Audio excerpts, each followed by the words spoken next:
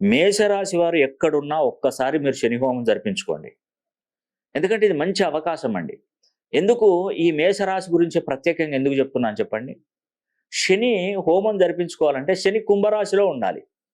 ఉన్నప్పుడు శని హోమం జరిపించుకోవాలి. అప్పుడు మేషరాశి వారికి ఏలినాటి శని పడదు కదా! ఆ మధ్యకాలంలో పోయిన సంవత్సరం 2024లో నేను చెప్పలేదు కదా మేషరాశి వారికి. ఇప్పుడు చేయించుకోవచ్చండి. ఎందుకంటే శని వక్రగతిలో వచ్చాడు. అంటే మీనరాశిలోనే ఉంటాడు. కానీ వక్రగతిలో మనకు కుంభరాశిలోకి వచ్చాడు. ఇది మంచి అవకాశం అండి. మీరు 1000 కోట్లు ఇచ్చినా మీకు అలాంటి అవకాశం రాదు. మేషరాశి వారికి ఒక్కరికే 1000 కోట్లు ఇచ్చినా మీకు అవకాశం రాదు. ఆ శని భగవానుడు మీకు అనుగ్రహం కురిపించాడు.